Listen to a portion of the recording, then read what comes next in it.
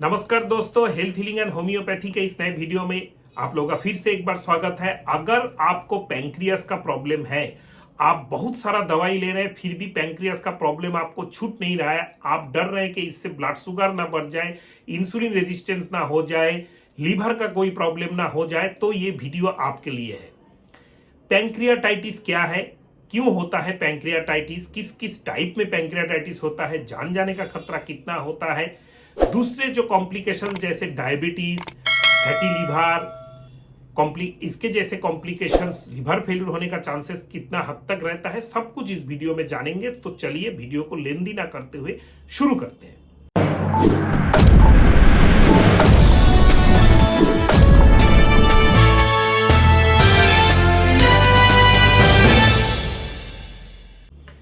दोस्तों, हम लोग पैंक्रियाटाइटिस को दो हिस्सों में बांट लेते हैं क्योंकि उससे हम लोगों को समझ में आसानी होगा। फर्स्ट होता है acute pancreatitis, second chronic pancreatitis. तो फर्स्ट जान लेते हैं एक्यूट पैंक्रियाटाइटिस। ये क्या चीज है? एक्यूट पैंक्रियाटाइटिस है तुरंत पेट में बहुत ज्यादा दर्द होना, उसके साथ उल्टी आना स्टार्ट हो जाना, उस टाइम में बुखार नहीं रहता है, 2-3-4 घंटे बाद बुखार रहता है। पेशेंट का दर्द हम लोग बीच रात में हुआ है, रास्ते में गाड़ी में चलते चलते हुआ है, कहीं पे घूमने गए थे, वहां पे सीवियर पेन एब्डोमेन हो रहा है, उस टाइम में आपको कोई भी दर्द का गोली, एलोपैथी को, होम्योपैथी को, कोई भी मेडिसिन, इवन दर्द का इंजेक्शन लोकल छोटा सा क्लिनिक या हॉस्पिटल में लगा लिया, फिर भी पेशेंट का दर्द कम नहीं हो रहा है। पेशेंट पेट पकड़ के ऐसे बैठा है और चेहरा जो है उसका एकदम सफेद पड़ रहा है, पेशेंट एकदम दर्द से सेंसलेस होने के कगार में है, उसके साथ बीच बीच में उसका वॉमिटिंग हो रहा है। This is called illimitable agony.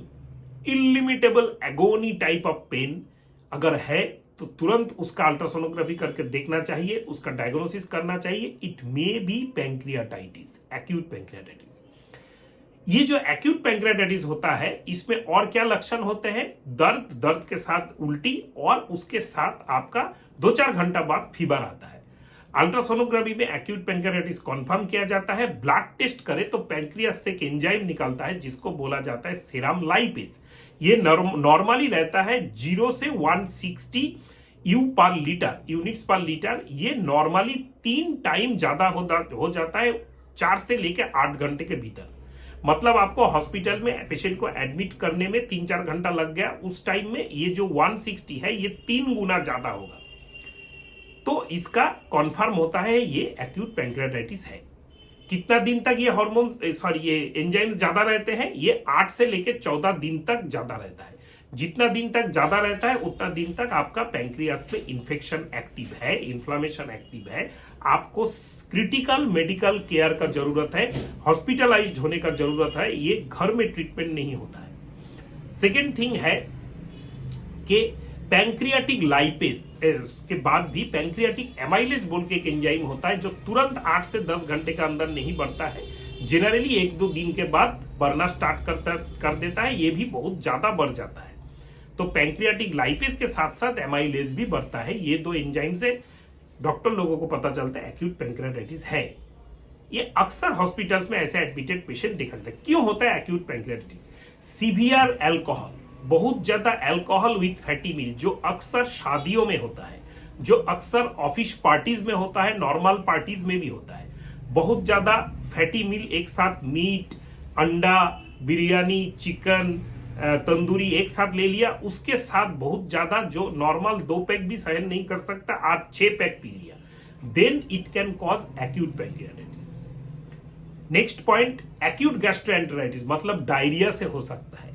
Impure चीज खाने का, आपने कहीं से भी आपको ज्यादा प्यास लगा था, कहीं से भी अनऑथेंटिकेट सोर्स से पानी पी लिया, उसमें जो बैक्टीरिया रहेगा उससे एक्यूट पैंक्रियाटाइटिस हो सकता है। कोई भी लो एडाइनेमिक टाइप ऑफ फीवर जैसे टाइफाइड हुआ, इन्फ्लुएंजा हुआ, मलेरिया हुआ, इसके बाद भी एक्यूट पैंक्रियाटाइटिस हो सकता है। लेकिन हम लोग कॉमनली जिंदगी में जितने भी पेशेंट्स एक्यूट पैंक्रियाटाइटिस के बारे में सुने हैं, देखे हैं, हॉस्पिटल में एडमिट होने को दिए देखा है, 2-4 को तो डेथ भी होते देखा है, सब जगह पे देखा जाता है शादी पार्टी या कहीं पे घूमने गया था, हिल स्टेशन में घूमने गया था, वहां पे इतना ज्यादा ड्रिंक कर लिया, उसके साथ इतना ज्यादा फैटी मील हो गया था कि पैंक्रियास पहले से ही तो फैट जमा हुआ था, अब सहन नहीं कर सका, इन्फ्लेम्ड हो गया। This is called acute pancreatitis. इसमें मैं कोई भी मेडिसिन सजेस्ट नहीं करूंगा, इसको पेशेंट को, it is a critical medical emergency, इसको हॉस्पिटल जरूर भेजना है। नाउ कमिंग टू हम लोगों के पास जो पेशेंट सबसे जाते आते हैं वो है क्रॉनिक पैंक्रियाटाइटिस के पेशेंट। बोलते हैं डॉक्टर साहब आके, डॉक्टर साहब देखिए मेरा अल्ट्रासोनोग्राफी रिपोर्ट्स है, ये इसमें पैंक्रियास में प्रॉब्लम लिखा है और एमाइलेज और लाइपेज हर टाइम थोड़ा थोड़ा ज्यादा रहता है, थोड़ा बिलीरुबिन भी ज्यादा रहता है। मैं तो डर रहा हूं, लीवर में भी पहले से फैट है, पैंक्रियास में ये पकड़ लिया, अब ये क्यों होता है? जनरली ये होता है fatty degeneration of the liver, pancreas के कारण। मतलब आपके पैंक्रियास में थोड़ा थोड़ा करके फैट जमा होता है और ये फैट के कारण पैंक्रियास में क्रॉनिक इन्फ्लेमेशन चलता रहता है, that is called chronic pancreatitis. ये ऑटोइम्यून कारण से भी होता है, जैसे autoimmune rheumatoid arthritis, Reiter syndrome, ankylosing spondylitis के जितने पेशेंट होते हैं, सोरियासिस के, विटिलिगो के जितने भी स्किन डिसऑर्डर्स ऑटोइम्यून ग्रुप के हैं, उनके जो पेशेंट्स होते हैं, एसएलई के जो पेशेंट्स होते हैं, ऑटोइम्यून कोई भी प्रॉब्लम के जो पेशेंट्स होते हैं, उनमें भी कभी कभी ऑटोइम्यून पैंक्रियाटाइटिस देखा जाता है। बट इट इज क्रॉनिक, इसमें लाइफ का खतरा उतना जल्दी नहीं है, इमीडिएट कुछ भी नहीं होगा, इसका क्रॉनिक ट्रीटमेंट आप सालों तक करा सकते हैं। नेक्स्ट, ये जो क्रॉनिक पैंक्रियाटाइटिस है ये क्या क्यूरेबल है, रिवर्सेबल है? हाँ दोस्तों, रिवर्सेबल है, but not on our hand. Treatment हम लोग करते हैं डॉक्टर के हाथ में नहीं, आपके हाथ में, क्योंकि आपको ऐसा लाइफस्टाइल लीड करना पड़ेगा जिससे आपका जो पैंक्रियास एंड लीवर का जो फैट है, फैटी लीवर का फैट, फैटी पैंक्रियास का फैट, वो गल जाए। मतलब low calorie diet, high active diet, हर रोज एक्सरसाइज, बैलेंस एकदम लाइफस्टाइल, उसके साथ आपको मेडिसिन लेना है। होम्योपैथी मेडिसिन इस जगह पे काफी इफेक्टिव साबित होता है। क्रॉनिक पैंक्रियाटाइटिस के जो पेशेंट्स हैं उनमें अक्सर जो सिम्टम्स देखा जाता है, क्या क्या सिम्टम्स देखा जाता है, उसमें अक्सर जो सिम्टम्स देखा जाता है वो है गैस बन रहा है, ब्लॉटिंग हो रहा है, पेट में दर्द हो रहा है, स्टूल जो है, जो पॉटी जो है वो आपका एकदम स्टिकी टाइप का हो रहा है। अक्सर ऐसे पेशेंट्स फ्रेश भी होते हैं, कोई हिस्ट्री उनका डिजीज का नहीं रहता है। अल्ट्रासोनोग्राफी करने के बाद क्रॉनिक पैंक्रियाटाइटिस डायग्नोसिस होता है, fatty pancreas diagnosis, associated fatty liver maximum cases में रहते हैं। ब्लड टेस्ट करें तो थोड़ा बहुत शुगर बढ़ा रहता है, इंसुलिन जो रेजिस्टेंसी है, जो HOMA-IR, उसका टेस्ट भी आपका इंसुलिन रेजिस्टेंस थोड़ा निकलता है, वहां से HbA1c थोड़ा बिगड़ा हुआ निकलता है। Insulin resistance with pre diabetic and early diabetic के साथ ये प्रेजेंटेशन हम लोगों के पास आजकल काफी आ रहे हैं, क्योंकि lack of exercise, daily active lifestyle आपका नहीं है, आप सेडेंटरी है, एब्डोमिनल फैट आपका ज्यादा बढ़ा हुआ है, और जो हम लोग आजकल खाना खा रहे हैं वो सब कारण जो भी, जैसे जितने भी packet food, starting for biscuit, cold drinks, ice cream, chocolates, जितने भी चिप्स, फ्राइज, भुजिया, आपका जितने भी पैकेट मिठाई के दुकान में मिलते हैं चीज, मिठाई, मिल्क टी, मिल्क कॉफी, जितने भी मुंह को आपका स्वाद देने वाला खाना है, उसके साथ आपका चिकन आइटम, जितने भी तंदूरी चिकन, बटर चिकन से लेके मटन आइटम, बिरयानी से लेके, ये सब खाना जो होता है ये हाई ऑन बैड फैट होता है। बर्गर, पिज्जा से लेके एवरीथिंग, इससे हम लोगों के शरीर में जितना कैलोरी मिलता है हम लोग उसको खर्चा नहीं करते, हम लोग और ज्यादा बैठ जाते हैं, क्योंकि high carbohydrate, high fat intake से इंसान स्लो हो जाता है, स्लैगिश हो जाता है, आलसी हो जाता है, वो एक्टिव जो एक्टिविटी शरीर का है उसमें उसका एवर्शन आ जाता है, वो नहीं करता है, लेकिन कंजम्पशन नेक्स्ट बार और ज्यादा करता है। That is the cause of all lifestyle disorder, diabetes से लेके हार्ट का बीमारी से लेके फैटी लीवर से लेके सबका फैटी पैंक्रियास भी ऐसे ही डेवलप करता है। इसके साथ अगर आपका कोई ऑटोइम्यून डिसऑर्डर है तो आपको क्रॉनिक फैटी पैंक्रियाटाइटिस या क्रॉनिक पैंक्रियाटाइटिस होने का चांसेस बहुत ज्यादा है। जो लाइफस्टाइल मैंने यहाँ पे आपको लीड करने के लिए बोला है, ये सब छोड़िए, एक्टिव लाइफस्टाइल लीड कीजिए। हम लोग का डेडिकेटेड टीम है, ऑनलाइन ट्रीटमेंट के लिए हम लोग के साथ संपर्क कर सकते हैं। काफी अच्छा हम लोग फैटी पैंक्रियास का ट्रीटमेंट करते हैं, क्रॉनिक पैंक्रियाटाइटिस का ट्रीटमेंट करते हैं, एकदम पेशेंट ठीक हो जाता है। इसके लिए आपको व्हाट्सअप करना पड़ेगा 86170329 वाला जो नंबर है, हर वीडियो के डिस्क्रिप्शन बॉक्स में आपको मिल जाएगा, उसमें आप व्हाट्सअप कीजिए, हम लोग डेफिनेटली आपसे कॉन्टैक्ट करेंगे। जिस दिन अपॉइंटमेंट फिक्स्ड होगा उस दिन पेशेंट से मैं खुद बात करता हूँ, मिनिमम 20 मिनट से 30 मिनट्स, पूरा केस हिस्ट्री लेके लाइफस्टाइल चार्ट, डाइट चार्ट सब कुछ प्रोवाइड किया जाता है। अब आते हैं जो फैटी पैंक्रियास या क्रॉनिक पैंक्रियाटाइटिस का जो होम्योपैथी रेमेडी आप घर बैठे ले सकते हैं, उसमें सबसे ज्यादा जो हम लोगों का इंपॉर्टेंट रेमेडी है, एक कॉम्बिनेशन मैं हर जगह पे बताता रहता हूं, वो है कोंडुरांगो मादार एंड ओकुबाका मादार।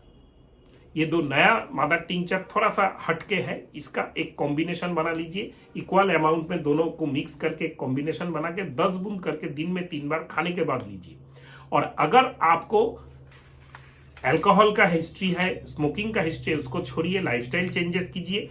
कुछ कारण मेरा छूट गया था पहले, जैसे देखिए autoimmune disease, sedentary lifestyle, fatty liver, ये सब तो है ही है। एक इंपॉर्टेंट कारण होता है, एक दो, वो है गॉल ब्लैडर स्टोन। अगर नेग्लेक्टेड, मेरा गॉल स्टोन के ऊपर ऑलरेडी यूट्यूब में डेडिकेटेड वीडियो है, डेफिनेटली आप देख सकते हैं।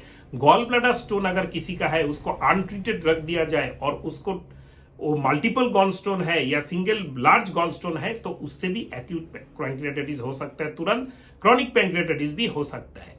हाई ट्राइग्लिसराइड किसी का रहे, मतलब पहले से उसका बॉडी में फैट सैचुरेटेड है, लीवर में, पैंक्रियास में हाई ट्राइग्लिसराइड दिखा रहा है, उसको आपने ट्रीटमेंट नहीं किया, इस जगह पे भी आपका acute pancreatitis and chronic pancreatitis हो सकता है। High level of calcium, doctor ने बोला था 3 महीने के लिए, मैं 3 साल तक हर रोज एक कैल्शियम टैबलेट लेते जा रहा हूं और मैं कैल्शियम लेने से मेरा घुटने का दर्द थोड़ा कम रहता है। इसमें हाई लेवल ऑफ कैल्शियम में भी क्रॉनिक पैंक्रियाटाइटिस हो सकता है।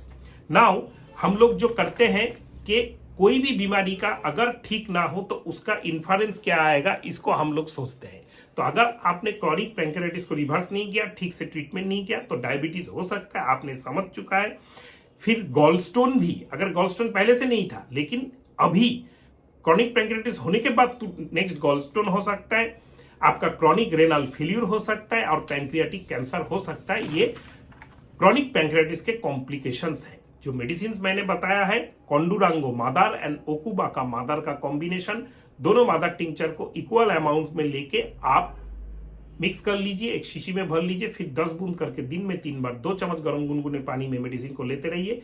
उसके साथ पॉजिटिव लाइफस्टाइल चेंजेस कीजिए, कुछ ही दिनों में आपको काफी अच्छा रिजल्ट्स मिलेगा।